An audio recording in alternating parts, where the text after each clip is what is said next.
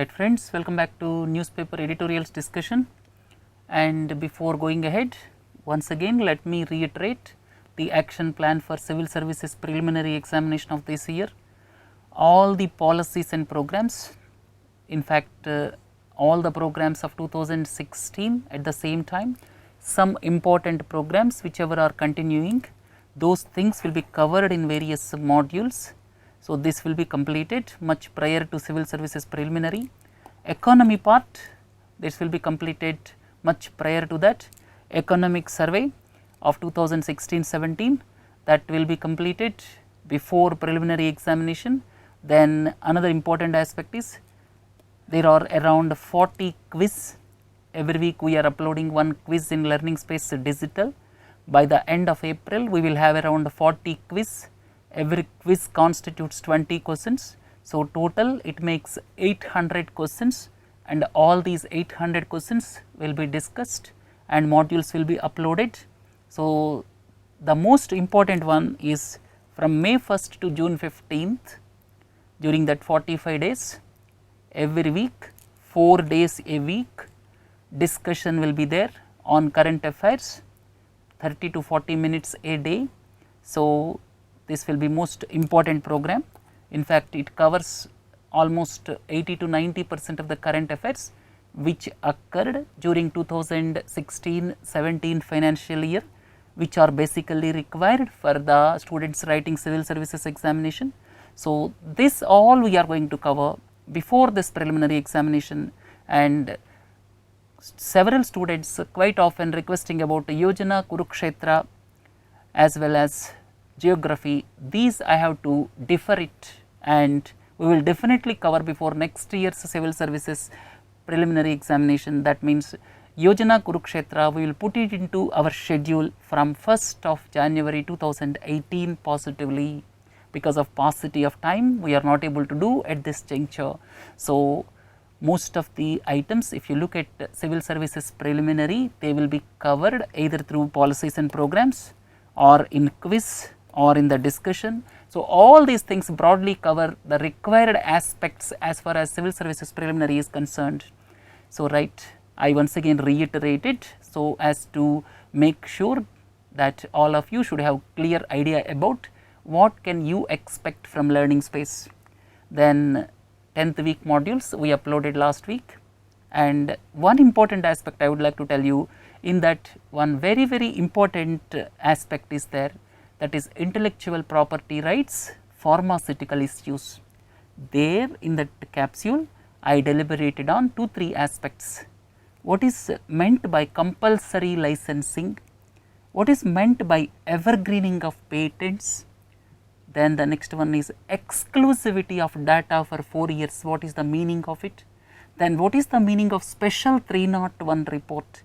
So, these 3-4 aspects, having clear idea is very much essential when you are appearing for preliminary examination. Compulsory licensing, data exclusivity, then evergreening of patents, what is a special 301 report, and all those things are covered in that capsule.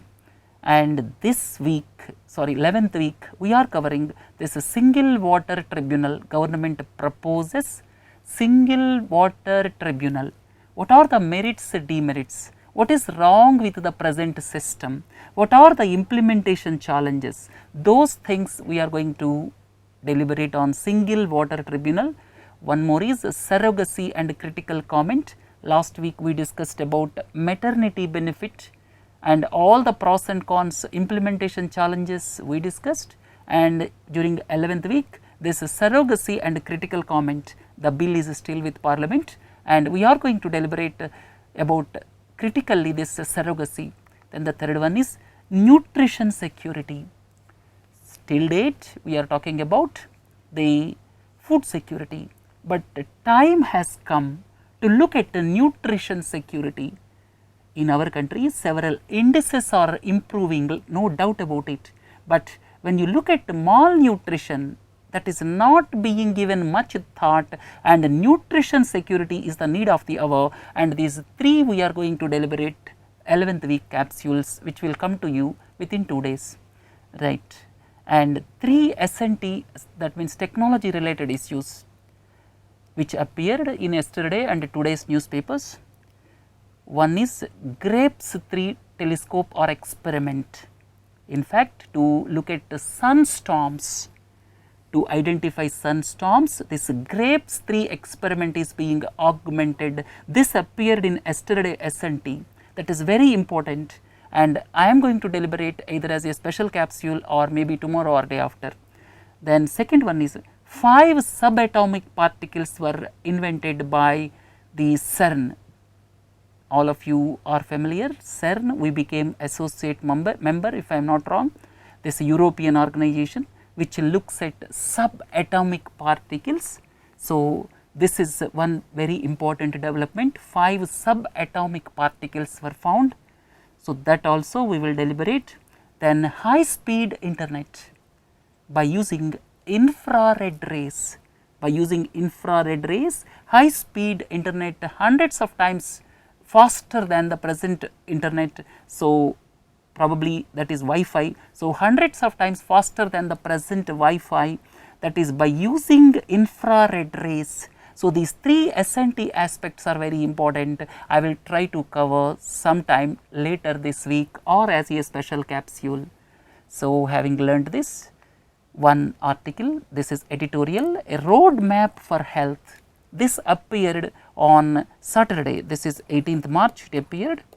So, on 18th March this appeared in the Hindu editorial. So, this we are going to present 12th week as a separate capsule. National health policy was announced, some salient features we discussed last week briefly, and what are the present problems associated with Indian health care, and what are the implementation challenges of National Health Policy 2017. These are the things which we are going to deliberate in 12th week capsule, one of the capsules of 12th week. Then 3 important articles which appeared yesterday and day before yesterday in the Hindu and Business Line. This is with regard to tuberculosis. One is multi-drug resistant TB, and government plans to eliminate TB by 2025. And what are the challenges of eliminating it by 2025? Because tuberculosis, not much research has gone for the past 40 years.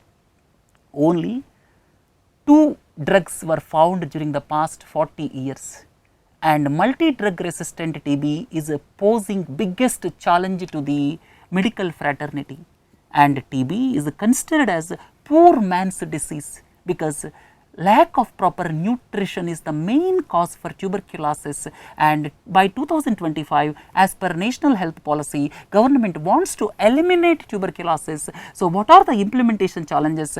We will deliberate as a separate capsule. This is about TB, multi-drug resistant TB, what do you understand by it, and what are the elimination challenges by 2025? All these things you will have separate capsule. So, why I am listing all these things is you should have clear idea about important aspects of the week. All the aspects we may not be able to cover in the editorial discussion, and some of the aspects will be covered at various places. So, that is why I mention all these things, because these are very, very important, right. Let us come back to the today's articles. Manipur blockade finally lifted. Manipur, please look into this picture. This is Manipur. BJP Chief Minister was sworn in a few days ago, and for more than 4 months, 2 highways were blocked by Nagas. We have discussed previously here, 2 highways were blocked by Nagas in Manipur for the past 4 months, more than 4 months.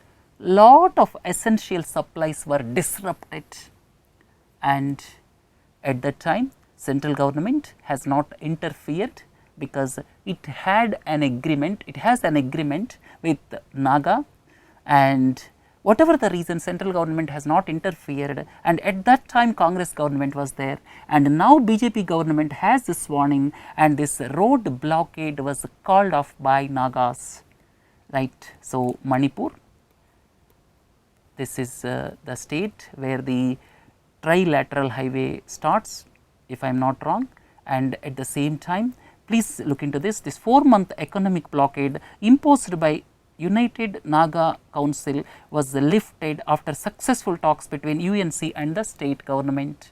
Now the new chief minister is Biren Singh, and if you look at the history, in fact this is called by the United Naga Council. What is the reason? We deliberated previously. The reason is creation of 7 new districts. At present there are 9 districts. The government around 4-5 months ago decided to create 7 more districts, to create 16 districts altogether, and the long pending demand of a new Kuki majority district was met. But the point here is Nagas felt that their areas were bifurcated without their consent, right. So, one important aspect, please do not forget, if someone is talking about Metis, because as this agitation is there for more than 4 months, somebody may ask you a question, name the state where this Metis are predominantly strong. Basically, this Metis are living in valley areas of Manipur, right, and northeastern, some people you should not forget. Last week we discussed about Tawang, Monpa people are predominantly in Tawang, Arunachal Pradesh, and here Metis are in valley region of Manipur. This is very important from preliminary perspective, because 4-month-old blockade was there in Manipur. So, this is all about this, and the next one is wag the talk. Here this is about the new chief minister of Uttar Pradesh and one chief minister, that is Yogi Adityanath, 2 deputy chief ministers Dinesh Sharma and Keshav Prasad Maurya were sworn in the most populous state of the country with 80 parliamentary constituencies and 403 assembly constituencies. The population at present is around 21 to 22 crores. Uttar Pradesh population at present is around 21 to 22 crores, and here there is a lot of debate going on. The people are debating about majority consolidation and minority exclusion. These 2 aspects are wider debate is going on in the country after Yogi Adityanath was elevated as the chief minister of Uttar Pradesh. And most of the articles in newspapers for the past few days, yesterday and today, are based on the majority consolidation in our country and excluding minorities. This debate is going on. I am not going into that aspect. This I am going ahead from here with regard to what are the constitutional provisions with regard to deputy chief ministers. 2 deputy chief ministers were sworn in, and here yesterday one student gave a link of 2012 article of The Hindu with regard to deputy chief ministers and constitutional provisions. And if you go back to the constitution, article 164, I am talking about state governments.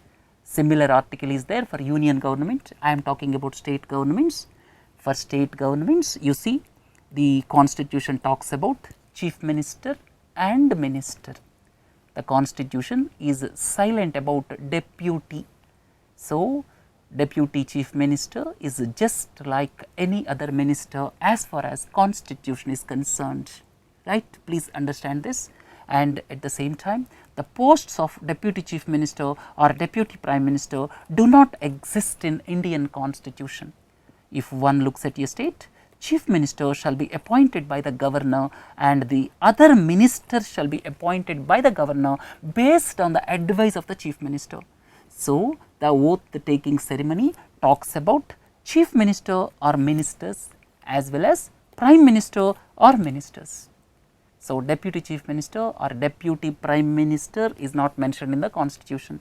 A curious case came up some time back, and for the first time, in fact, the first deputy prime minister of our country was Sardar Vallabhbhai Patel. Jawaharlal Nehru was the prime minister, Vallabhbhai Patel was the deputy prime minister, and they have taken oath on 15th August 1947, but that is much prior to the constitution was enacted.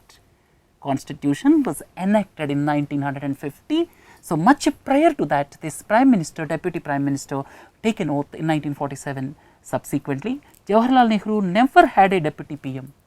After Sardar Vallabhbhai Patel, Jawaharlal Nehru never had a deputy prime minister, and the second case of deputy prime minister was Morarji Desai under Indira Gandhi's tenure.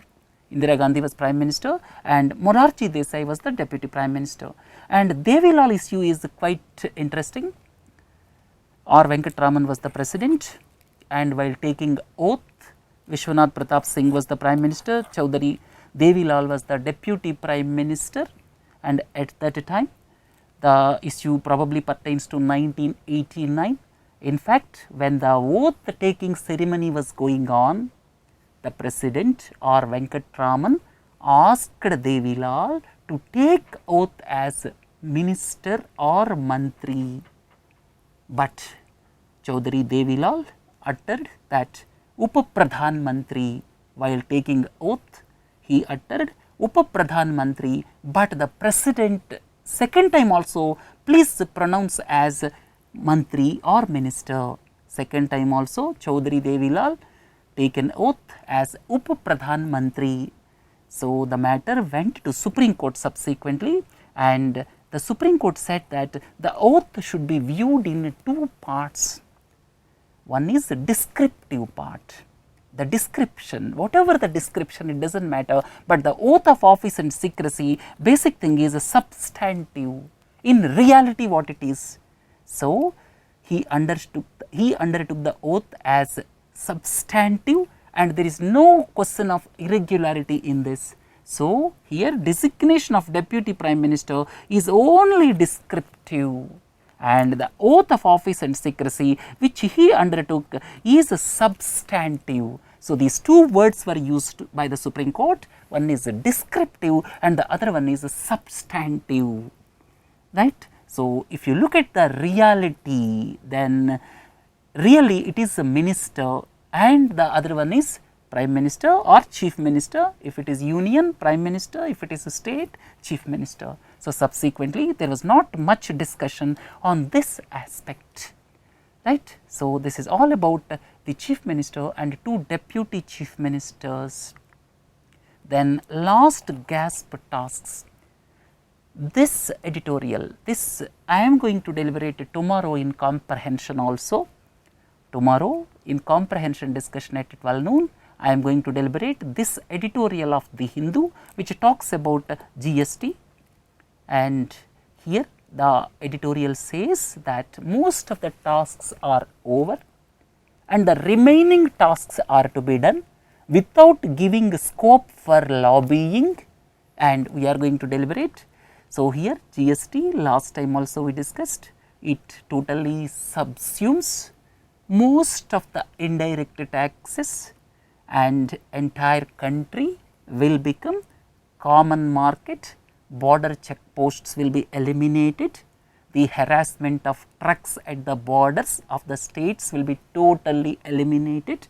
So, here advantages I have given here, we discussed previously. So, that is why I am not going into these details at this juncture, but in the long run it is expected that GDP will grow by 1 to 2% and seamless market across the country with one common market, and it is a consumption based rather than production based.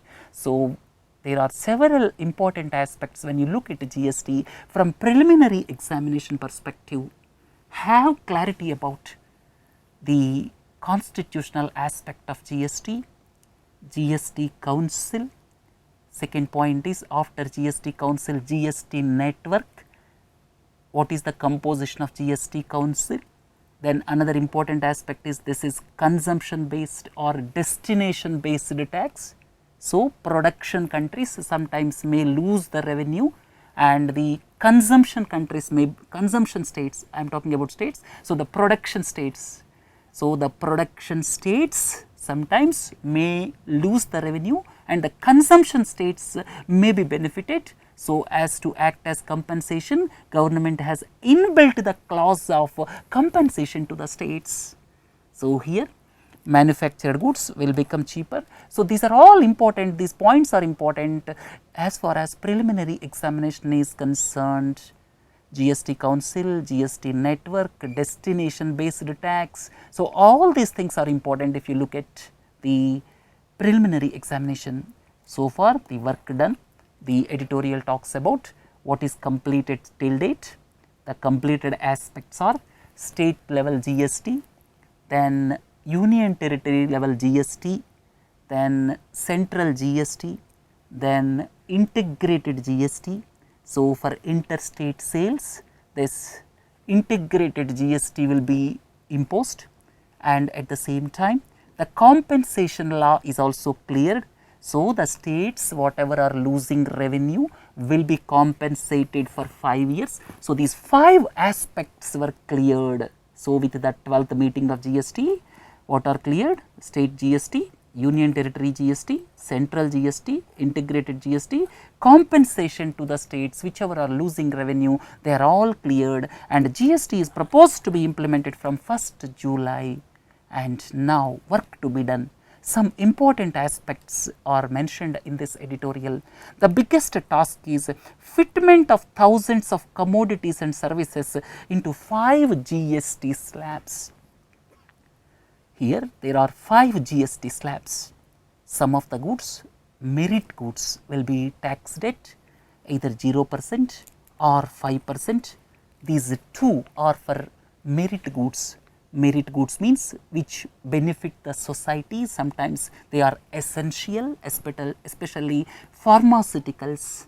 Then 12 to 18% is on most of the goods and services, and 28% is on sin goods. In addition to 28%, then cess will also be imposed on sin goods.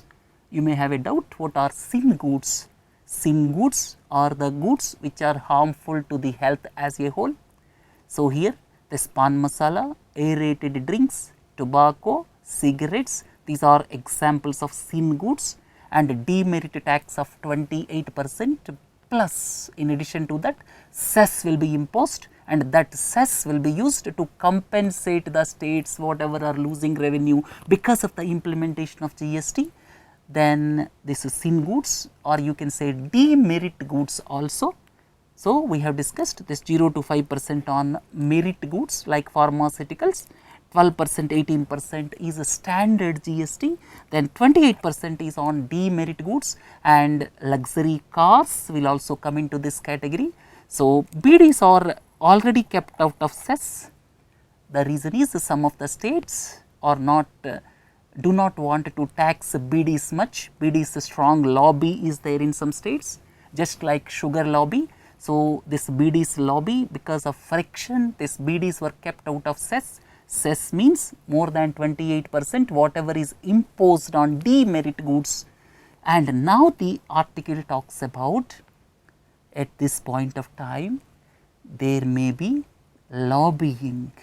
Lobbying may be there both by the states, also by the industry. From now onwards, the GST Council must be careful about the aspects.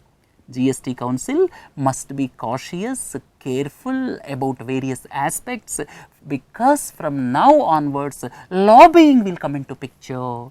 So, 1 more month it may take for the fitment of various goods into the tax bracket, and after that only 2 months will be left over for its implementation, and the editorial says that let us postpone it by 1 month instead of starting it in a messy manner, right. So, this is all about the GST. And now the making of a sultan. Then country Turkey, we discussed last week in detail about Turkey when there was some standoff between Turkey and European countries. Turkey, this is in fact it is a switching over through a referendum. Referendum is going to be held on April 16. It is going to switch over from parliamentary system to presidential system with unlimited powers for president. So, if things go this way, then most probably dictatorial regime may set in Turkey. Turkey is at the junction of Asia and Europe. On one side, liberal democracies, and on the other side, West Asian countries, most of them are dictatorial countries. Now, Turkey, which is known for secular values, now is inching towards Islamist governance, or you can say dictatorial regime, if not Islamist governance. So, here last time we discussed from preliminary examination point of view, please do not forget Bosphorus Strait, Dardanelles Strait, Istanbul city, then the capital is Ankara, then Black Sea, then Sea of Marmara, Aegean Sea. So, these things are very, very important from preliminary exam perspective, because of the reason Turkey is into the news because of several reasons during the past few months or few years, you can say, right. Then Kurdistan, there is a demand for Kurds, separate Kurdistan, and most of the Kurds are staying in Turkey, and they spread over predominantly 4 countries, that is Turkey, Iran, Iraq and Syria, and this is Balkan Peninsula. Peninsula means 3 sides water and 1 side land. Normally, if the geography is like that, we have to call it as peninsula. This is Balkan Peninsula up to this Bosphorus Strait. So, Balkan Peninsula, this side Anatolian Peninsula, at the junction is basically Istanbul city, right. So, present news item is President Recep Tayyip Erdogan is seeking support for major constitutional amendments in April 16 referendum. So, it will turn the country's parliamentary system into an executive presidency. So, country's parliamentary system will move into executive presidency, and technically today the prime minister is the powerful person, but President Erdogan is enjoying powers, that is different story. But the post of prime minister, currently the most powerful government position, in theory that is going to be abolished. So, referendum will be held on April 16, and after the referendum, once the referendum goes through, what he can do? Please look into this. He can appoint more than half of the members of nation's highest judiciary. Then how to ensure the independence of judiciary? When more than 50% of nation's highest judiciary is appointed by the president, how to ensure independence of judiciary? Then he can dissolve the National Assembly, he can impose state of emergency. The changes will ensure 2 5-year terms for the president. President will have 10 years tenure. Then if the amendments comes into force by 2019 presidential elections, then Erdogan can rule up to 2029, right. Is it not the trait of dictatorial regime? Then Turkey, what do you infer here? After years of military domination previously, there was a lot of military domination, only the country is seeing some secular fabric post 2000. Then the dream of Turkey to become member of European Union will be lost with this referendum once this comes through. Then Erdogan became the prime minister in 2003. He is fundamentally an Islamist. He quite often despises its modern secular values, but fundamentally he is an Islamist, and he started publicly supporting the Islamism of Muslim Brotherhood type.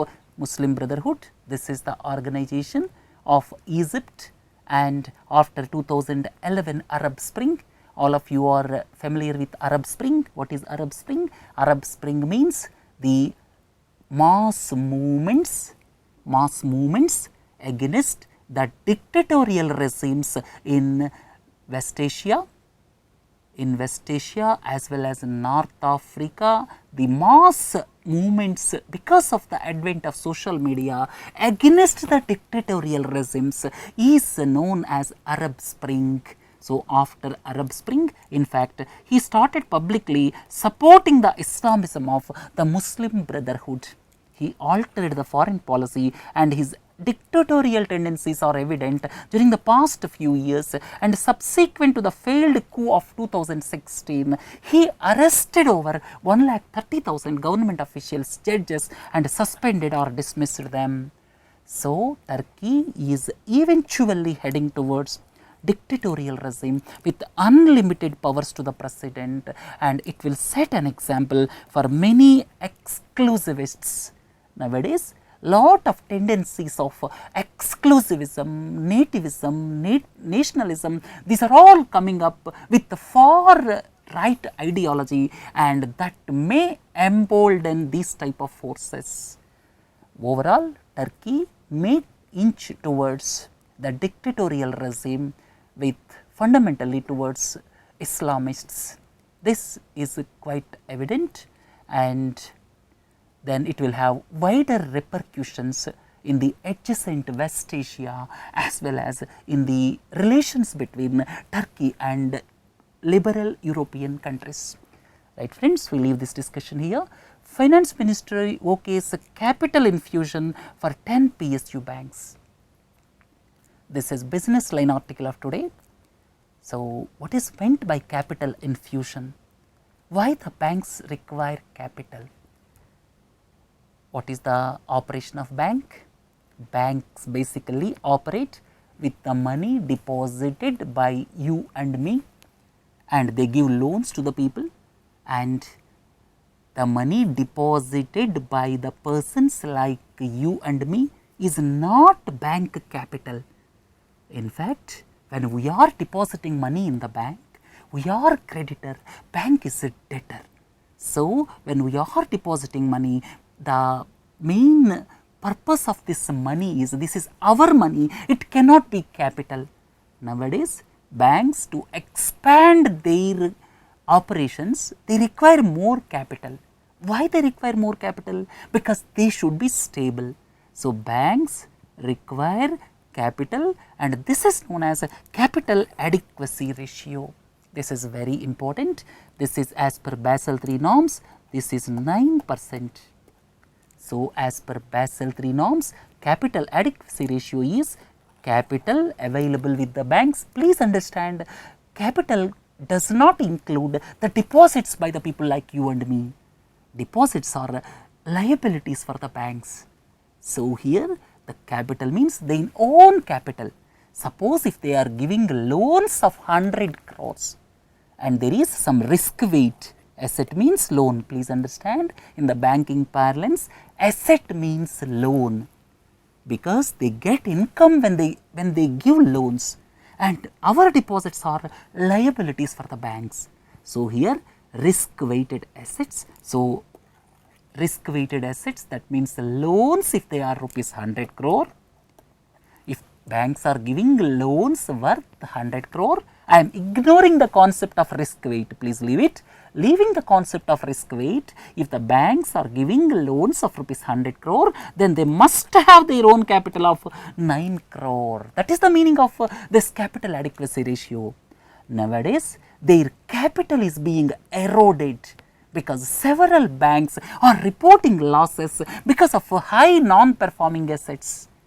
So, this capital infusion in public sector banks, why the government is doing? Government is the majority shareholder in public sector banks. More than 51% shareholding is by public sector banks. And as per Indradhanush plan, banks are supposed to mobilize rupees 1,10,000 crores, and the central government will infuse 70,000 crores in 4 years. So, as per this plan, the central government now announced capital infusion. And you may have a doubt, what are the other Basel III norms? These 3 are Basel III norms, you can say. Basel is the place where the central banks will sit and look at the stability of the banking system. And as per Basel III guidelines, there are 3: capital adequacy, liquidity coverage ratio, and net stable funding ratio. So, this capital adequacy, liquidity coverage ratio, net stable funding ratio. So, these 3 are as per Basel III norms. Banks have to ensure them by 2019. So, this 9% capital adequacy is to be met, and here this liquidity coverage ratio means banks should have liquid assets sufficient for 30 days of their operations. When I am going to the bank to withdraw money, they cannot say no. they have to give my money back whenever I want if it is in savings account. So, this liquidity coverage ratio assumed significance because of the reason banks should have proper liquidity of 30 days. Then net stable funding ratio is available amount of stable funding required over a 1 year period. So, these three are devised basically to ensure smooth flow of operations in the banking system without risks in the banking system. So, these Basel III norms are basically India is to implement by 2019, and here these are the banks, you can say these are the weak banks. Previously, some time back, central government stated they are not going to give capital infusion for the weak banks. Now, government came forward, and please do not forget, these 10 banks are definitely going to be merged with other public sector banks during the next 3-4 years. These are considered as weak banks, and now central government decided to infuse capital, and central government want a memorandum of understanding with employees as well as management that in future they will look at these milestones. So, in future they will improve their governance, and with that undertaking now central government is giving capital infusion to these weak banks, right. So, capital infusion is basically required to maintain capital adequacy ratio, which is 9% as per Basel III norms, and some of the weak banks or the financial position is not satisfactory, right. The last one, the call for a large safety net. Thus, this is the Hindu article of business page of today, and this is quite interesting. Basically, in India, there are 47 crore workers. In India, 47 crore workers. Now, Union government came up with an ambitious law to provide the social security net. Now, the social security net is available only to formal sector enterprises. So, formal sector enterprises are the enterprises which engage 10 workers or more when it is in private sector. All the public sector or government enterprises are considered to be formal sector. Leave the government sector enterprises. If one employee is there in a government sector, that itself is formal sector. When you are talking about private sector, the private sector which employs 10 or more employees, they are formal sector enterprises. Now, government is coming up with ambitious law that social security net is to be provided to the entire workforce of 47 crores in the country. At present, almost more than 90% workers, are working in unorganized sector as informal workers which do not have any social security net, and government wants to include everyone in the social security net. Even if a woman is employing a housemaid, she also must be given social security net. Here, the proposed code on social security welfare is with an intention to make a drastic shift in the social security framework of the country. So, at present, the approach is employment based approach. In future, it will transform to rights based approach. Even the housemaid working in the house will have her own rights as far as security of this social security is concerned. So, if it is approved, social security benefits will become a right to everyone who joins the workforce, whether it is organized sector or unorganized sector. So, organized sector, unorganized sector. So, what is organized sector? Organized sector is the sector which is enforced by rules and regulations. Rules and regulations are enforced, these are organized sector, they are bound by various acts like Companies Act, Minimum Wages Act, Factories Act. So, these are all applicable for organized sector, and most of them are registered as this public limited companies or private limited companies, and basic traits are terms of employment are regular, people have assured work and they are registered with the government, they have to follow rules and regulations as per laws of the land and various acts, rules and regulations they have to follow. So, this is organized sector. But if you look at unorganized sector, agriculture is almost entirely unorganized, roadside shops unorganized, most of the construction is unorganized, and all these small shops are unorganized. They are not following any rules and regulations. At the most, they may have registration as single proprietorship firm or partnership firm. More than that, they do not follow anything. So, unorganized sector is no fixed hours, no job security, small and scattered units and no social security net. So, this is unorganized sector, but at the same time there is another classification of formal sector, informal sector. Formal sector is private sector which employ more than or 10 or more than 10 employees. So, this unorganized sector do not follow any law. And another important aspect is nowadays organized sector is creating contract jobs. So, when organized sector is creating contract workers, then that does not come under formal sector. Then at present, if organized sector is creating contract workers, because you see for the past 1 or 2 years, most of the job additions are as contract workers.